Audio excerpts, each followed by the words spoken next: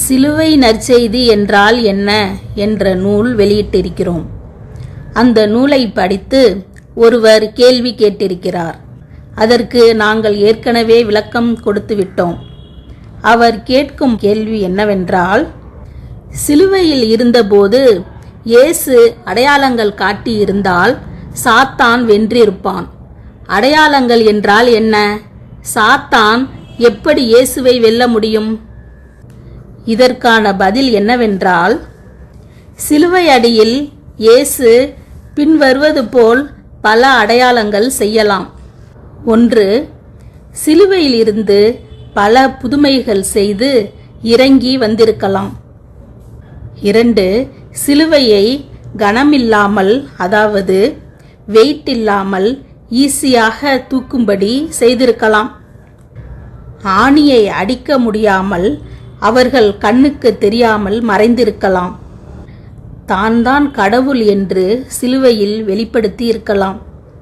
இயேசுவை சாட்டையால் அடிக்கும்போது அவரை அடித்தவன், அடிக்க சொன்னவன், அதற்கு உதவியாக இருந்தவன் அனைவருக்கும் அவர் அனுபவிக்கும் அதே வலியை அவனும் அனுபவிக்குமாறு செய்திருக்கலாம்.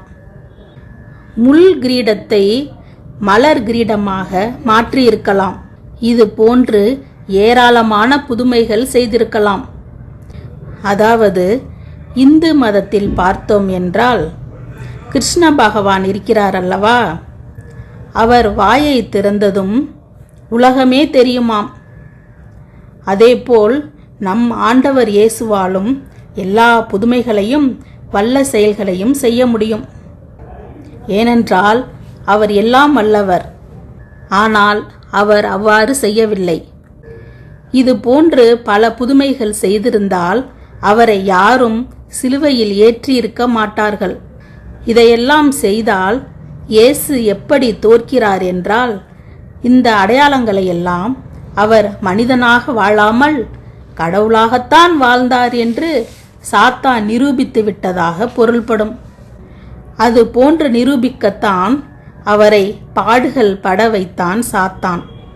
ஏன் சாத்தான் நிரூபிக்க வேண்டும் என்றால், இயேசு முழு மனிதன் என்றும் முழு கடவுள் என்றும் வாழும் பொழுது அவர் கடவுள் தன்மையை வெளிப்படுத்தாமல் மனித தன்மையில் மட்டும் வாழ்ந்தால்தான் மனிதர்களை தத்தெடுத்து மீட்க முடியும்.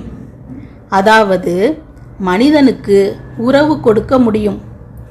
எனவே கடவுளாக கடவுள் தன்மையில் வாழ்ந்தார் என்று சாத்தான் நிரூபித்து விட்டால் அவர் மனிதர்களை மீட்க முடியாத, அதாவது மனிதனுக்கு உறவு கொடுக்க முடியாத நிலை வந்துவிடும். அதாவது மனிதனை மீட்க முடியாத நிலை இயேசுவுக்கு வந்ததும் இந்த நிலைதான் இயேசுவுக்கு தோல்வியாகவும் சாத்தானுக்கு வெற்றியாகவும் மாறிவிடும்.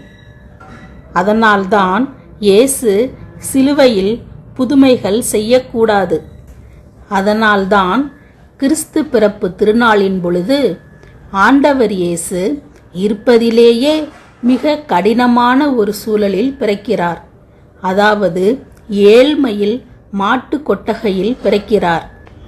அன்றும் அவர் இது போன்று பல அடையாளங்கள் செய்து மாட மாளிகையில் ஒரு அரசராக பிறக்கக்கூடிய வல்லமை அவரிடம் இருந்தது. ஆனால் அவ்வாறு அவர் பிறக்கவில்லை. அந்த சூழ்நிலையிலும் சாத்தானை வெல்வதற்காகத்தான் அடையாளங்கள் எதுவுமே செய்யவில்லை. ஏனென்றால் அவரே இந்த உலகத்தையும் நம் ஆன்மாவையும் படைத்தவர். அந்த ஆன்மாவை மீட்டு தன் இனமாக மாற்றி உறவு கொடுக்க மனிதனாக பிறந்தார்.